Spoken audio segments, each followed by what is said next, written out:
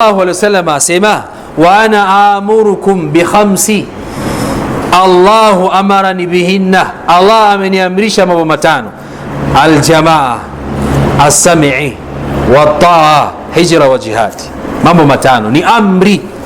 Kwa hiyo Muislam si kuswali peke yake umeamrishwa jamaa, na pia Allah tabaraka wa taala amekuamrisha kuwa na usikivu, kumsikia kiongozi wako ambaye sasa hivi hauna kiongozi wako, hauna amiri wako ambaye utamfanyia usikivu. Na pia umeamrishwa na Allah tabaraka wa taala taa ya kumtii kiongozi wako. Sijui kiongozi wako nani, Allahu aalam. Pia umeamrishwa kufanya hijra na jihad. Hadithi sahihi. Sisi hatuzungumzii hijra hapa, wala hatuzungumzii jihadi hapa, wala hatuzungumzii sami' wa taa. Tunazungumzia jambo moja tu, aljamaa, kwamba Allah tabaraka wa taala ameliamrisha katika Qur'ani, na pia Mtume sallallahu alaihi wasallam na yeye ameliamrisha katika sunna. Jamani, jambo likija na amri kwenye Qur'ani na sunna haihitajiki ijmaa. Ijmaa ya nini? Ijmaa ya nini? Shekhe wa nini? Allah ametuamrisha jamaa, na Mtume sallallahu alaihi wasallam katika hadithi hii pia ametuamrisha naye jamaa. Unahitaji shekhe gani akwambie ni lazima kuwa katika jamaa? Na katazo liko wazi kabisa, wala tafarraku, na wala msiende mkafarikiana mkaiacha hiyo jamaa. Unamtaka shekhe gani aje akuamrishe kuwa katika jamaa, ikiwa kauli ya Allah iko wazi na Mtume sallallahu alaihi wasallam? Kwa hiyo tunaenda taratibu. Tumeona kumbe jamaa pia imeamrishwa katika Qur'ani na Sunna.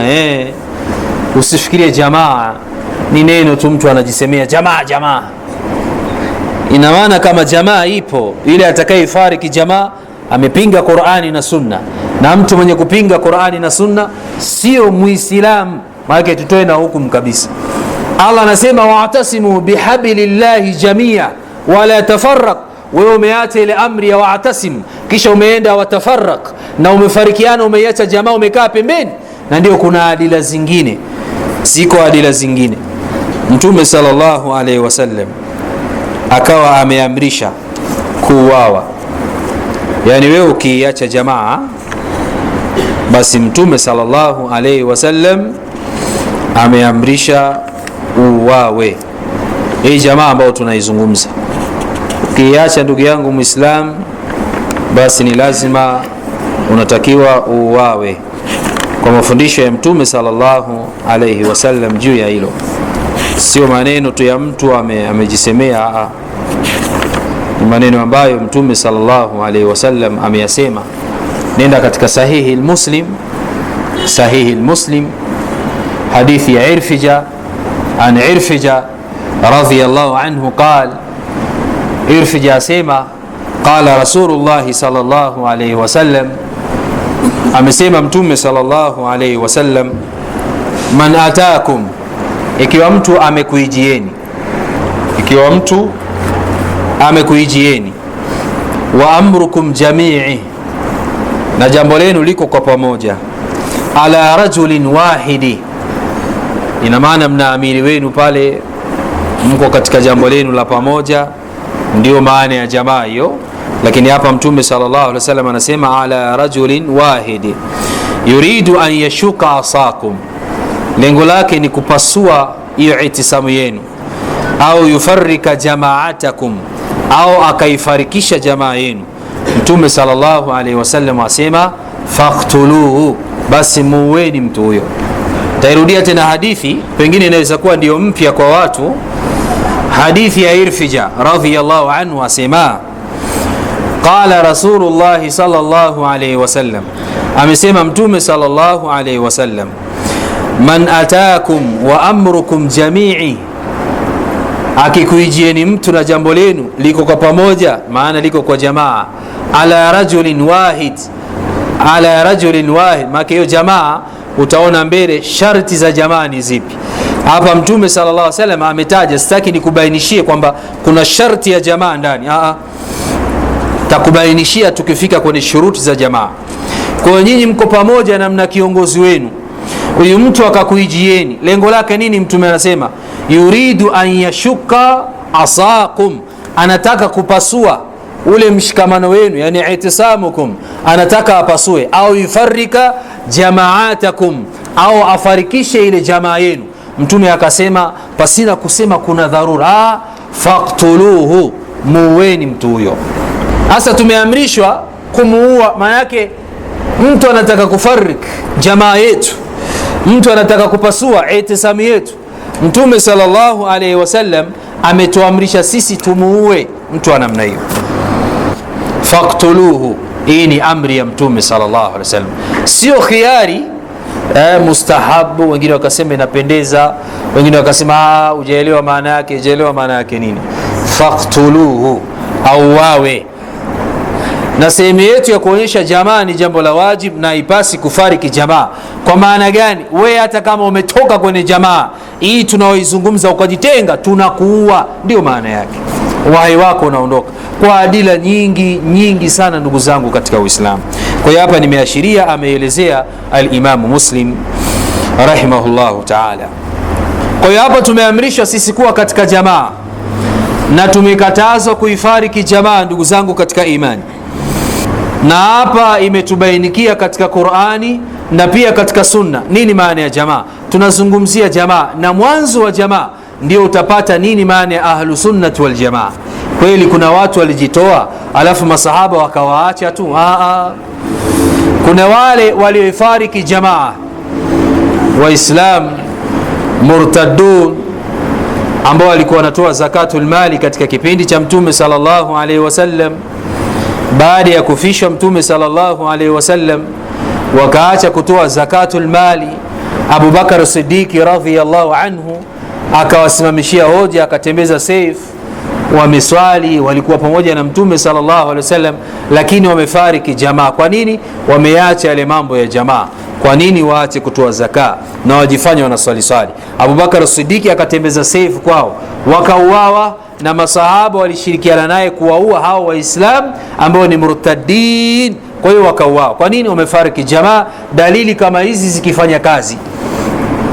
Lakini sisi tuambiwa jamaa, na watu wanaosema wao wako katika jamaa, kuna wengine wanaofariki na wala hawajawaua. Kwa nini msiwaue? Sasa wataleta vigezo vingi. Hivyo vigezo ambavyo vinawafanya msiwaue watu wenye kufariki jamaa yenu ndio inaonyesha hamna jamaa. Maanake jamaa lazima itawaua watu wanaofariki jamaa. Kwa hadithi ya Mtume sallallahu alaihi wasallam ya Irfija radhiyallahu anhu qala Rasulullah sallallahu alaihi wasallam, man ataakum wa amrukum jami'i ala rajulin wahid yuridu an yashuka asakum au yufarrika jamaatakum faqtuluhu.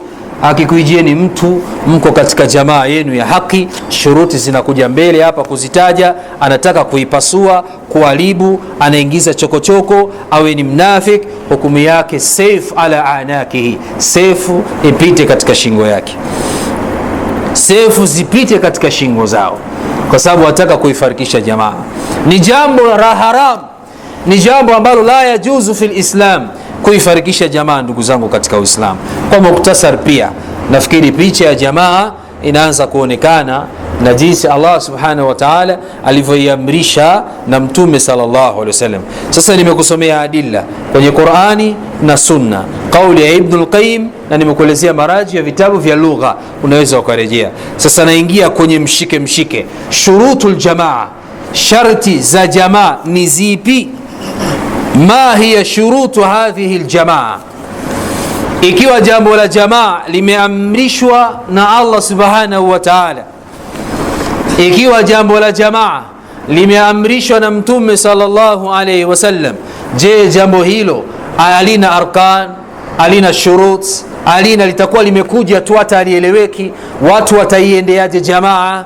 Kwa sababu Allah tabaraka wa taala amewaamrisha kuwa katika jamaa. Tutaiendeaje hiyo jamaa ikiwa tunasema shurti zimetoka wapi? Sikia Allah subhanahu wa taala akufahamishe shurut za jamaa zimetoka wapi. Kama swala ni wajib taban, na jamaa ni wajib, kama kufanya ibada ya hija ni wajib, basi na jamaa ni wajib kwa dalili katika Qur'ani na Sunna za Mtume sallallahu alaihi wasallam. Sasa kweli hija haina shurut, hija haina arkan? Hija ina arkan, hija ina shurut. Kwa zile shuruti za hija na shurut pia za sala na shuruti za maamrisho mengine, basi pia kuna shuruti za jamaa. Ndugu zangu katika imani, hizi shurut ndio tunaziendea hivi sasa biaunillahi tabaraka wa taala. Ikiwa hija ina shurut, ndoa ina shurut, wudhu una shurut, kwa hiyo jamaa ndio ikose shurut, itakuwa ufahamu mbaya kabisa. Na shurut za jamaa ndugu zangu si nyingi. Shurut hadhihi aljamaa, sharti zake ni ngapi za jamaa?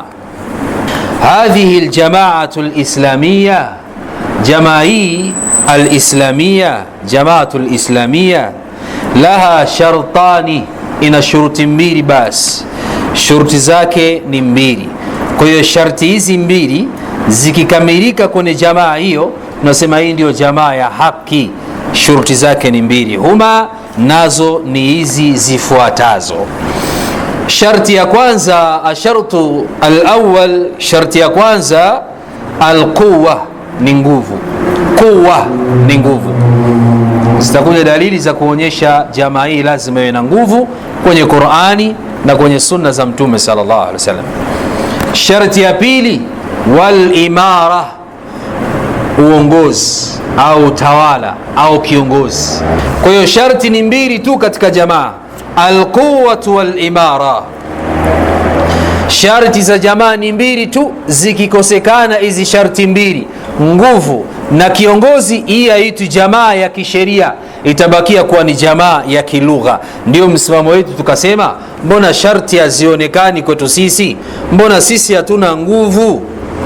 Mbona sisi tunaona anakuja askari mmoja tu, ndugu zangu katika Uislamu, anasimama kwenye msikiti mlangoni, ana bunduki, alafu sisi wote mbona tunakimbia? Alafu sisi ni jamaa ya namna gani? Kumbe shuruti zimekosekana. Kwani sisi hatufahamu nini maana ya jamaa kisheria? Daraja 27 za nani wakati hamna nguvu? Mafikia daraja 27 tu kiubweje ubweje tu hivi hivi tu bwerere tu kaipata daraja 27. Wenzako wameipata Madina, Maka waliikosa. Mtu alikuwa na swali peke yake nyumbani, akisikia hodi anafungua swala, anamwangalia amekuja Abu Jahali au Abu Lahabi, wasiwasi. Alikuja kuipata jamaa akiwa Madina, watu wana nguvu na wanajeshi. Kwa hiyo sharti ya kwanza ni nguvu, na sharti ya pili ni imara, yani amiri lazima awepo katika jamaa. Ina maana mkiwa katika mkusanyiko, kwa nini yakosekane amiri? Kama amna amiri, amiri wenu ni sheitani, na hiyo sisi hatuiti jamaa. Hii ndio maana, na hapa sasa tunaanza kuzungumza kielimu. Na hoja yako ikiwa imemezwa na hoja zetu, usiulize, maana yake utaaibika. Tutakuuliza maswali, kwani uelewi? Hoja yako unayosema tuna jamaa ikiwa imemezwa na shuruti hizi, shekhe, hebu tueleze hizi shuruti umezitoa wapi? Kueleze shuruti hizi nimetoa wapi? Sikia hizi shuruti hizi zimetoka wapi? Wadalilu ala alquwa, dalili ya Waislamu ili wawe kwenye jamaa, ili Waislamu wawe kwenye jamaa, dalili ya quwa qauluhu tabaraka wa taala fi kitabihi, amesema Allah azza wa jalla katika kitabu chake ndani ya suratul Anfal aya nambari 46. Narejea na sichoki kurejea, na mtu akitaka aniulize ni dalili gani, tamwambia tena. Katika suratul Anfal aya nambari 46, Allah azza wa jalla asema, wala tanaza'u fatafshalu watadhhaba rihukum, wala tanaza'u, msianze kuzozana. Huyu akasema sisi tuna jamaa, mwingine akasema kwa shuruti za jamaa mbona hamna mashekhe? Nyinyi mna jamaa ya kilugha ambayo la tu'tabir, haizingatiwi, ni jamaa tu kama vile jamaa ya nzi, jamaa ya masofa, jamaa ya makochi. Basi sisi hatuizingatii kuwa ni jamaa ya kisheria. Kwa nini?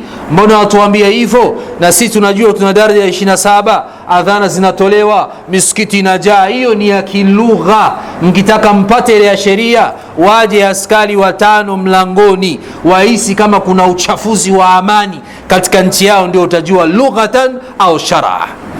Mimi sihitaji hata mniambie, mna majibu wenyewe na mifano imeshapita nyinyi wenyewe. Sasa Allah tabaraka wa taala anasema msizozane, kwani katika jambo la kuzozana litatia udhaifu kwenu nyinyi, na watadhhaba rihukum, na